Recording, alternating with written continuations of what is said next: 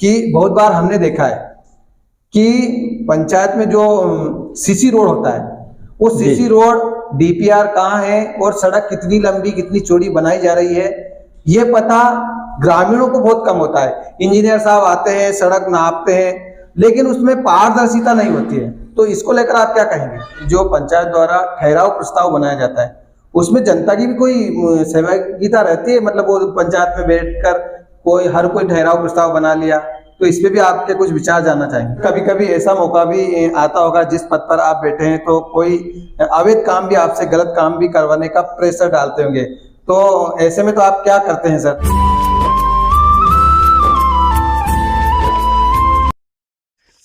सारंगपुर जनपद में पदस्थ मुख्य कार्यपालन अधिकारी श्री प्रमोद कुमार सिंह को कई अवार्ड मिल चुके हैं। उन्हें मनरेगा नेशनल अवार्ड मिल चुका है, कृषि अवार्ड मिल चुका है। इसके साथ ही राजगढ़ जिले से भी उन्हें कई प्रशंसा पत्र प्राप्त हो चुके हैं। श्री सिंह का मानना है कि वो अपनी स्वर्गीय माता श्री की प्रेरणा से हमेशा मेहनत करके और हमेशा झूठ और फरेब से दूर रहना चाहते हैं। जी नमस्कार राजगढ़ वासियों, आज हम सारंगपुर पहुंच चुके हैं और आज हमारे बीच में जो अफसर है वो सारंगपुर जनपद के सीईओ साहब है। इनसे हम कौन कौन सी योजनाएं ग्रामीण विकास विभाग द्वारा चलाई जा रही है और साथ ही ग्राम पंचायतों के दायित्व क्या है, ऐसे तमाम तरह की बातें साहब से करेंगे। वैसे इनका परिचय देने की जरूरत नहीं है, फिर भी हम चाहेंगे कि सारंगपुर की जनता को, राजगढ़ की जनता को आप खुद अपना परिचय दें। मेरा नाम प्रमोद कुमार सिंह है। मेरा जन्म देवरिया जिला के में हुआ है, जो कि उत्तर प्रदेश में है, और मैं यहाँ पर मध्य प्रदेश लोक सेवा आयोग की परीक्षा पास करके मुख्य कार्यपालन अधिकारी के पद पे कार्यरत हूँ। सर, हम सबसे पहले तो आपसे ये जानना चाहते हैं कि जो पंचायतों के कर्मी हैं, जैसे पंचायत में सचिव है, जीआरएस है, हम ये जानना चाहते हैं कि इनके दायित्व क्या है सर? आपके मुंह से हम जानना चाहते हैं। देखिए, पंचायती राज व्यवस्था जो है वो जनप्रतिनिधि और शासन प्रशासन के बीच समन्वय स्थापित करके संचालित करने के लिए है। लोगों की समस्याओं का निराकरण स्थानीय स्तर पर ही हो जाए, इसके लिए पंचायती राज व्यवस्था लागू की गई। भारत में पंचायती राज व्यवस्था आदिकाल से चली आ रही है, आप देखेंगे, और जब भी कभी होता है तो इस पंचायती राज व्यवस्था को ही बोलते हैं कि पंच परमेश्वर जो फैसला करते हैं वो फैसला जो है सर्वोच्च होता है, परम होता है। बहुत बार हमने देखा है कि पंचायत में जो सीसी रोड होता है, वो सीसी रोड डीपीआर कहाँ है और सड़क कितनी लंबी कितनी चौड़ी बनाई जा रही है, ये पता ग्रामीणों को बहुत कम होता है। इंजीनियर साहब आते हैं, सड़क नापते हैं, लेकिन उसमें पारदर्शिता नहीं होती है। तो इसको लेकर आप क्या कहेंगे? इसके लिए शासन ने एक पोर्टल बनाया हुआ है जिसे कि पंचायत दर्पण पोर्टल बोलते हैं। उस पे पंचायत के द्वारा निकाली गई किसी भी काम की राशि का उल्लेख रहता है, तो उससे आप जानकारी प्राप्त कर सकते हैं। मनरेगा का भी मनरेगा पे एक सवाल उठता है सर कि मौके पे तो मजदूर होते नहीं है और कागजों में मजदूर काम करते रहते हैं। इस बात में कितनी सच्चाई है और क्या आप ये मानते हैं सर? देखिए, मनरेगा में दो तरह से, फिर इसमें मैं निवेदन करना चाहूँगा, दो तरह से काम होते हैं। एक तो जो है लेबर ओरिएंटेड होते हैं, जिनको के श्रमिक द्वारा किया जाता है, लेकिन आपको जान के खुशी होगी कि कुछ कामों में मनरेगा में 5-6 तरह के मशीनों का प्रयोग भी शासन ने परमिट किया हुआ है। और सीसी रोड में ही जैसे है, जैसे आपने कहा, तो सीसी रोड में वाइब्रेटर वगैरह लगाने के लिए इसकी मनाही नहीं है। सर, पहले जब मनरेगा चलती थी तो मेट को रखा जाता था, मेट काम करते थे आपको, तो वो मेट अब काम नहीं करते हैं सर?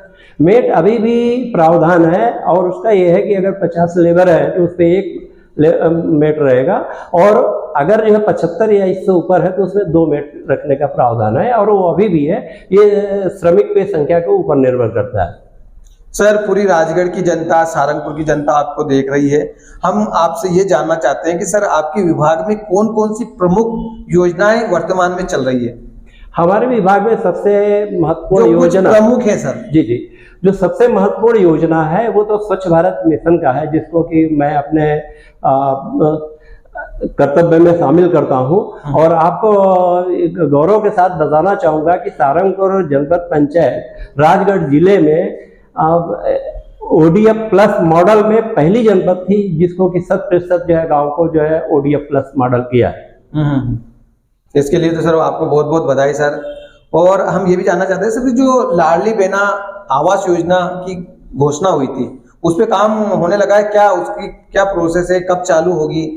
लेकिन लाडली बहना आवास योजना राज्य सरकार की योजना है और उसकी घोषणा हुई है जो कि माननीय CM साहब के द्वारा अब उस योजना को गति प्रदान की जाएगी। उसके लिए बजट का प्रावधान किया जाएगा। अभी शासन द्वारा जो केंद्र सरकार की आवास योजना है, प्रधानमंत्री आवास योजना ग्रामीण, उसके लक्ष्य प्राप्त होने वाले हैं। तो इसके लिए अभी समस्त ग्राम पंचायतों का पंजीयन कराया गया है जो कि अभी 2 दिन पहले ही ये काम पूरा किया गया है। पंच और सरपंच को कितना मानदेय मिलता है और कहाँ से निकलता है, थोड़ी इसकी प्रोसेस बताएंगे सर? देखिए, सरपंच और पंच को जो मानदेय होता है तो जनपद पंचायत के पास एक बजट आता है। अब इसमें जो पंच का मानदेय है वो बहुत कम है और 50 रुपये पुराना रेट है, 50 रुपये प्रतिमाह की दर से जो है उनको जाता है। तो अब सरपंच का मानदेय और ये पंच का मानदेय दोनों जो है जनपद पंचायत से सरपंच साहब के खाते में और पंच के खाते में हम लोग सीधे जनपद पंचायत सारंगपुर से डाल देते हैं। जो पंचायत द्वारा ठहराव प्रस्ताव बनाया जाता है उसमें जनता की भी कोई सहभागिता रहती है? मतलब वो पंचायत में बैठकर हर कोई ठहराव प्रस्ताव बना लिया, तो इस पे भी आपके कुछ विचार जानना चाहेंगे? इस पे देखिए, ठहराव प्रस्ताव वही बनाए जाने चाहिए जो कि ग्राम सभा की बैठक में प्रस्ताव पारित किया गया हो। इसके लिए हम अपने सारंगपुर में एक व्यवस्था ये करने वाले हैं कि जब भी ग्राम सभा अब होंगी तो उसकी एक कॉपी हम यहाँ पे फॉर्मेट ड्रॉ कर रहे हैं और उसकी एक कॉपी यहाँ पे मंगाने वाले हैं। और ये चीज़ मैंने माननीय कलेक्टर साहब से, माननीय CO JP सर से निवेदन किया था, उन्होंने इसको अप्रिशिएट भी किया था और ये पहले ये प्रक्रिया चल भी रही थी जिसे कि बीच में बंद कर दिया गया है। कोई भी GRS या सचिव सेवा देने के बदले रिश्वत की मांग ना करे, अवैध मांग ना करे, इसके लिए आपके कोई कदम सर? देखिए, ये जो है कि कोई व्यक्ति किसी को दिग्भ्रमित करके अगर कोई पैसे की मांग करता है तो वो गलत है, और अगर करता है तो इसकी शिकायत जो है विधिवत जो है उसके लिए फोरम बने हुए हैं वहाँ पे करना चाहिए। क्योंकि होता क्या है कि शिकायत जो है सही फोरम पे नहीं की जाती और जब सही फोरम पे नहीं की जाती तो उसमें कार्रवाई नहीं होती और जनता निराश होती है। तो मेरा अनुरोध है कि अगर ऐसी बात आती है तो वो सही जगह पे उसकी शिकायत करें। सारंगपुर की जनता को एज ए CEO आप कुछ कहना चाहेंगे सर?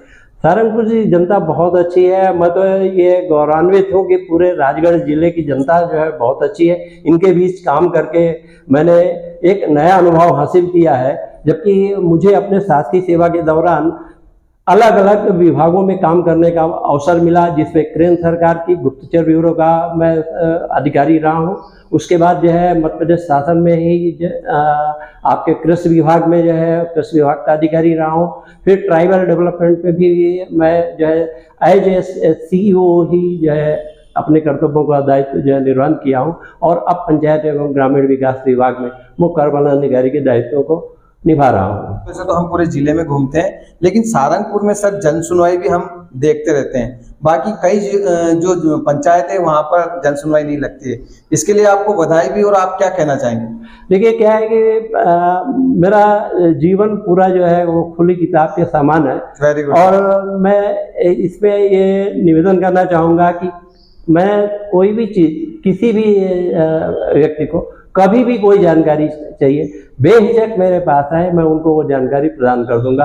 और इस पे मैंने क्या किया कि जितने भी मीडिया के साथी हैं तो लोग मीडिया को देख के जो है एक किनारे हो जाते हैं। मैं आपसे निवेदन करना चाहूँगा कि मीडिया से बड़ा दोस्त जो है किसी अधिकारी का कोई हो ही नहीं सकता, क्योंकि उससे हमें जानकारी मिलती है कि वास्तव में हम जो काम कर रहे हैं तो उसकी वैल्यू जो है क्या है, वो जनता तक वो एग्जीक्यूट हो रहा है कि नहीं हो रहा है। अगर जनता तक एग्जीक्यूट नहीं हो रहा है तो कम से कम मेरे जैसा अधिकारी तो इस्तीफा देना स्वीकार करेगा, बशर्ते अपने पद पे बने रहें।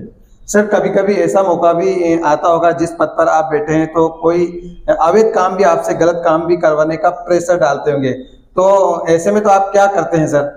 उसमें पहला ये है कि जब भी कोई व्यक्ति ऐसा काम करने की चेष्टा करता है तो मैं पहले तो उसे शासन के नियमों का हवाला दे करके उनको बताता हूँ कि ये नियम है, और फिर ये बताता हूँ कि अगर ऐसा हम करते हैं या आप करते हैं तो ये दोनों ऑफेंस यानी अपराध की श्रेणी में आता है। और आपसे निवेदन करना चाहूँगा कि जो दंड है वो अपराध के लिए दिया जाता है, गलती के लिए दंड देने का प्रावधान नहीं है, गलती के लिए क्षमा की जाती है। तो ये दो चीज़ों को हम बता करके उन्हें जो है कोऑर्डिनेट करने की कोशिश करते हैं, और मुझे खुशी है कि यहाँ पे ऐसा कोई गलत काम कराने का प्रयास उससे नहीं किया गया। ई-केवाईसी का आपने अभियान चलाया पंचायतों में, कहाँ तक पहुंचे, क्या हुआ, पेंडिंग है सर? ई-केवाईसी में आपको गौरव के साथ बताना चाहूँगा कि जिला राजगढ़ में सबसे ज़्यादा जो है तीनों तरह की ई-केवाईसी में सारंगपुर प्रथम स्थान पे है। समग्र ई-केवाईसी में हमारा जो परसेंटेज है वो 64% है।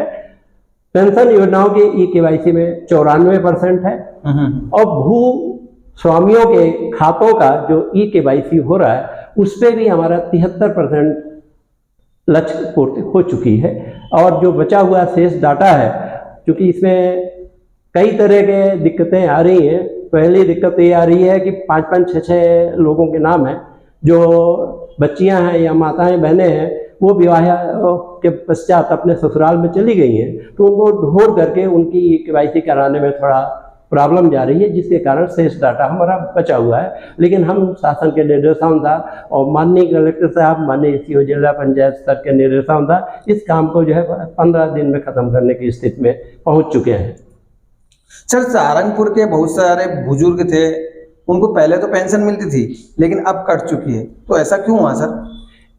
मेरे सहारनपुर जनपद में ये परसेंटेज जो है बहुत कम है। मैंने निवेदन किया आपसे कि 94% पेंशनधारियों का ई-केवाईसी हमारे यहाँ रीजन क्या है, मतलब क्यों कटी होगी? जी, इसका यह है कि ई-केवाईसी उन्होंने नहीं कराया। उसमें क्या है कि उनके जो अंगूठे का निशान या मोबाइल में OTP ये जाकर के जो आधार है उनका बहुत पुराना हो चुका है। अब वो मोबाइल की सिम उनकी बंद हो चुकी है। अंगूठे का निशान जो है डिवाइस जो है कैच नहीं कर रही है। इसके कारण जनपद पंचायत सहारनपुर में सिर्फ 1500 ई-केवाईसी शेष है, जिसे कि हम पूरा करने का प्रयास कर रहे हैं, क्योंकि कुछ डिवाइस जो आधुनिक हैं उनसे भावों से भी जो है इसकी पूर्ति की जा सकती है, और उस प्रक्रिया में हम लगे हुए हैं। सर, अब आखिरी सवाल, कभी कभी क्या होता है कि गौ माता का देहांत हो जाता है, वो सड़क पर पड़ी रहती है, तो इसमें पंचायत वाले भी उस पर ध्यान नहीं देते हैं, तो इस पर आपका क्या कहना है सर? उसकी पंचायत की भूमिका क्या रहती है उसमें? ठीक है, गौ माता के देहांत में निस्संदेह बहुत एक्सीडेंट में हो जाता है सर, बहुत कष्टदायक चीज है, और कम से कम मेरे लिए तो और जो है ज्यादा कष्टदायक है, क्योंकि मैं जिस क्षत्रिय समाज से आता हूँ उसी समाज से गोरखा निकले हुए हैं, जो कि गौ रक्षा के लिए जाने जाते हैं। तो मुझको तो हार्दिक तौर पे बहुत पीड़ा होती है, और ये जो है जन जागरूकता से ही इस कार्य को मूर्त रूप दिया जा सकता है। और जब तक इसमें जनता जो है सहयोग नहीं करेगी तो सिर्फ ये पंचायत के बूते हुए ये काम को नहीं कर पाएंगे हम। होता है ये है कि इसमें 3 तरह की दिक्कतें आती हैं। पहला ये है कि एक तो जो गौशालाएं बनी हुई हैं, तो गौशालाओं के संचालक जो है क्या करते हैं कि सुबह जो है गाय को जो है छोड़ देते हैं, जबकि वो होना ये चाहिए कि वो बाड़े के अंदर ही वो गाय रहनी चाहिए, और शाम होकर के बाड़े के अंदर से ही जो है गौशाला में जाना चाहिए। लेकिन वो करते ये है कि वो छोड़ देते हैं और वो गाय जो है आपके रोड पे आ जाती हैं। दूसरा ये कि किसानों ने जो क्या किया है कि जो चरनोई का भूमि था उसका अतिक्रमण करके और उसको खेती में कन्वर्ट कर लिया हुआ है। तो उससे जो क्या है कि ऐसा कोई स्थान भी नहीं है जो कि उनके पशुओं के चारे के लिए जो है या चरने के लिए व्यवस्था हो सके। तो इसमें भी माननीय कलेक्टर साहब ने अभी जो है चरनोई भूमियों का अतिक्रमण हटाने की कार्रवाई संचालित की हुई है, जो कि भू राजस्व अभियान जो चल रहा है उसके तहत जो है ये कार्रवाई की जा रही है। सर, सहारनपुर जनपद के लिए कोई नया काम करने की सोच रहे हैं सर? कुछ नया होने वाला है? हाँ, सहारनपुर जनपद में हम एक मिशन गौरैया अभियान संचालित करने वाले हैं। ये क्या है सर? मिशन गौरैया, इसमें यह है कि ये पर्यावरण को लेकर के एक थीम है, जिसको कि मैं इसमें यूनिक चीज करने वाला हूँ। इसमें आपके पंच जा जो कि माननीय जो कि हमारे पथ प्रदर्शक भी रही हैं, पूर्व मुख्यमंत्री मध्य प्रदेश सुश्री उमा भारती जी की देन थी, और उस पर हमने जब ये काम किया तो बहुत अच्छा लगा था। तो पंचजा अभियान को जो है इसमें माननीय सीएम साहब के निर्देशानुसार इसको जो मूर्त रूप देने का प्रयास किया जाएगा, जिसमें जल, जंगल, जानवर, जमीन, ये चारों को लेकर के एक रूपरेखा तैयार की जाएगी और इसमें एक बड़ा काम करने के लिए हम जा रहे हैं। जी सर, आपका स्वागत है, बहुत अच्छे आपकी सोच है। तो ये थे सारंगपुर जनपद सीओ सर। आशा है हमारे बीच में जो चर्चाएं हुई है वो आपको अच्छी लगेगी। इस वीडियो को ज़्यादा से ज़्यादा शेयर करें ताकि ये जानकारी, जो उपयोगी जानकारी इन्होंने दी, वो सारी जनता तक फैले। Thank you so much. धन्यवाद।